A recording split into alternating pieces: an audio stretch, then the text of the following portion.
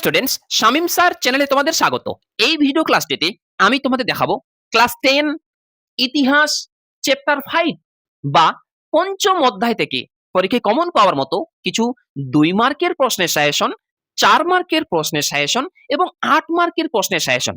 আমি ওই প্রশ্নের সাজেশনগুলি দেখাবো যেই প্রশ্নগুলি আমি টিউশনে আমার ছাত্রছাত্রীদের লিখে দিয়েছি এবং তাদের খাতা থেকেই আমি প্রশ্নগুলি তোমাদের দেখাবো।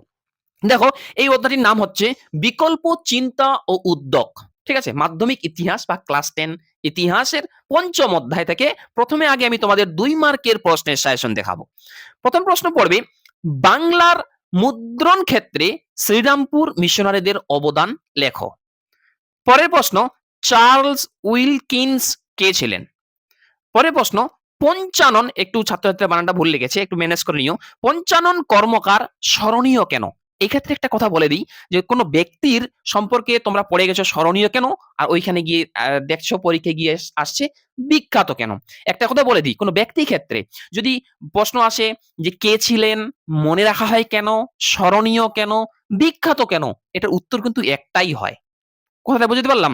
আচ্ছা, পরের প্রশ্ন দেখো, বাংলা ছাপাখানা বাংলা ছাপার হরফের বিবর্তন সম্পর্কে লেখো। পরে প্রশ্ন, বাংলা ছাপাখানার ইতিহাসে 1878 খ্রিস্টাব্দটি গুরুত্বপূর্ণ কেন? পরে প্রশ্ন, বাংলা মুদ্রণের ইতিহাসে 1800 খ্রিস্টাব্দটি গুরুত্বপূর্ণ কেন? তোমাদের মনে কিন্তু একটা প্রশ্ন হচ্ছে এই পেজগুলি আসলে কি? আমি আমার ছাত্রছাত্রীদের রায় ও মার্টিনের নোট বই বা রেফারেন্স বই পড়াই। আর এই প্রশ্নের উত্তরটি রায় ও মার্টিনের 329 পেজের 30 নম্বর প্রশ্নটি উত্তরটি হয়। ওরা কিন্তু ছাত্রছাত্রীরা মানে লিখে দিয়েছে যে কোন প্রশ্নটির উত্তর কোথায় আছে, যাতে পরবর্তীতে পড়ার সুবিধা হয়। এবার আমরা পরের প্রশ্ন দেখব। পরের প্রশ্ন বলা হয়েছে কি, বিদ্যাসাগর ষাট বলতে কি বোঝায়? পরের প্রশ্ন, বাংলা ছাপাখানার ইতিহাসে বটতলা প্রকাশনার গুরুত্ব লেখো। পরের প্রশ্ন, যে বাংলা মুদ্রণ শিল্পে ইউ রায় এন্ড সন্স এর ভূমিকা লেখো। পরের প্রশ্ন, বাংলার সাংস্কৃতিক জীবন ছাপাখানার বিকাশের প্রভাব লেখো।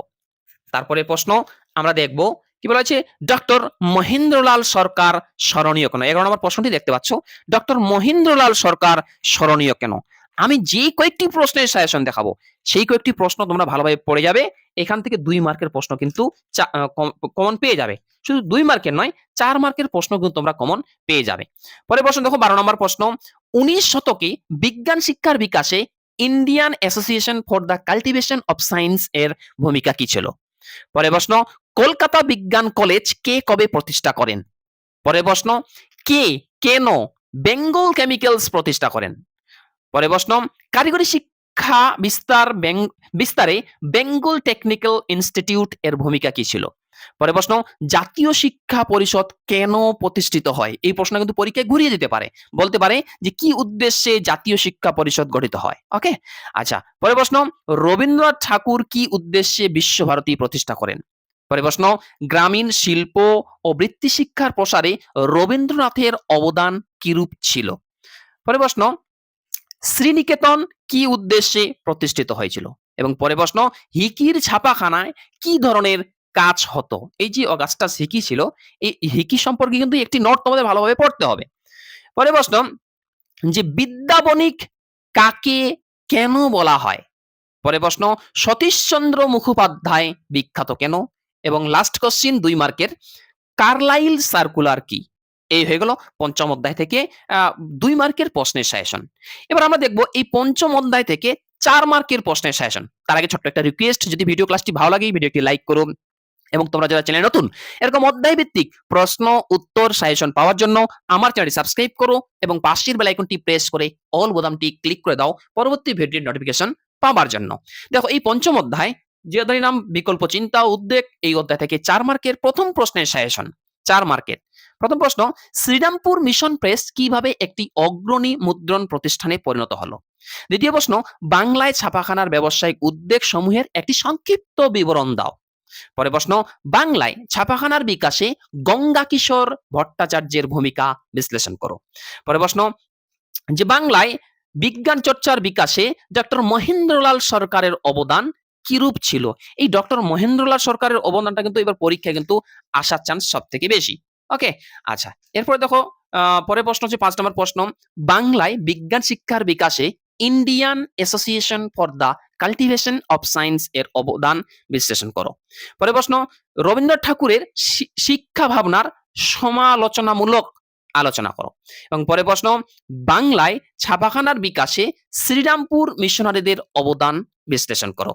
এই হয়ে গেল এই পঞ্চম অধ্যায় থেকে ২ মার্কের ও ৪ মার্কের প্রশ্নের সাজেশন। এবার এই পঞ্চম অধ্যায় থেকে ৮ মার্কের যে প্রথমেই তোমরা প্রশ্নটি পড়বে সেটা হচ্ছে মানুষ, প্রকৃতি ও শিক্ষার সমন্বয় রবীন্দ্রনাথের চিন্তা ভাবনার সংক্ষিপ্ত পরিচয় দাও। এই প্রশ্নটি প্রথমেই পড়ে যাবে। দ্বিতীয় প্রশ্ন পড়বে রবীন্দ্রনাথ ঠাকুরের ওই বিশ্বভারতী ও শান্তিনিকেতন এই ভাবনার সংক্ষিপ্ত পরিচয় দাও। অর্থাৎ রবীন্দ্রনাথ ঠাকুর যে বিশ্বভারতী ও শান্তিনিকেতন নিয়ে যা কিছু বলেছিলেন ওর ওপর সংক্ষিপ্ত একটি টিকা। ওকে, এবং তৃতীয় প্রশ্ন পড়বে কারিগরি শিক্ষার বিকাশ, অর্থাৎ বাংলায় কারিগরি শিক্ষার বিকাশ এর সংক্ষিপ্ত পরিচয় দাও। এই ৩ টি কোশ্চেন তোমরা এখান থেকে ভালোভাবে পড়ে যাও। এখান থেকে পড়লেই তোমরা কিন্তু একটা কমন পেয়ে যাবে। এই ভিডিও ক্লাসটি ভালো লাগলে ভিডিওকে লাইক করো এবং তোমরা যারা চ্যানেলে নতুন এরকম অধ্যায় ভিত্তিক প্রশ্ন, উত্তর, সাজেশন পাওয়ার জন্য আমার শামীম স্যার চ্যানেলটি সাবস্ক্রাইব করো এবং পাশের বেল আইকনটি প্রেস করে অল বোতামটি ক্লিক করে দাও পরবর্তী ভিডিওর নোটিফিকেশন পাওয়ার জন্য। তোমরা সকলেই জানো আমি টিউশনে আমার ছাত্রছাত্রীদের যা কিছু প্রশ্ন, উত্তর, সাজেশন লেখাই সবকিছুই আমার এই চ্যানেলে আপলোড করে থাকি। তাই তোমরা যারা চ্যানেলে নতুন আমার চ্যানেলটি সাবস্ক্রাইব করে সঙ্গে থাকবে। তাছাড়া আরেকটি প্রশ্ন দেখতে পারো, চার্লস উইলকিন্স বিখ্যাত কেন এর অবদান, এর উপর একটি ৮ মার্কের প্রশ্ন তোমরা এখান থেকে ভালোভাবে পড়বে। এর আগের ভিডিও ক্লাসটিতে আমি এই ভিডিও ক্লাসটির মতো বা এই প্রশ্ন উত্তরগুলির মতো এর আগের ভিডিও ক্লাসটিতে আমি তোমাদের ৩য় অধ্যায় এবং ৪র্থ অধ্যায় এই অধ্যায়গুলি থেকে ২ মার্কের, ৪ মার্কের, ৮ মার্কের প্রশ্নের সাজেশন দেখিয়েছিলাম। সেই ৩য়, ৪র্থ অধ্যায়ের প্রশ্নের ওই ভিডিও ক্লাসটি যদি না দেখে থাকো তাহলে ওই ভিডিও ক্লাসটির লিংক আমি ডেসক্রিপশনে দিয়ে রেখেছি, সেখান থেকে তোমরা দেখে নিবে। ভিডিওটি ভালো লাগলে ভিডিও লাইক করো, চ্যানেলে নতুন হলে চ্যানেল সাবস্ক্রাইব করে পাশে থাকো। Thanks for watching. দেখা হচ্ছে পরের ভিডিও ক্লাসটিতে।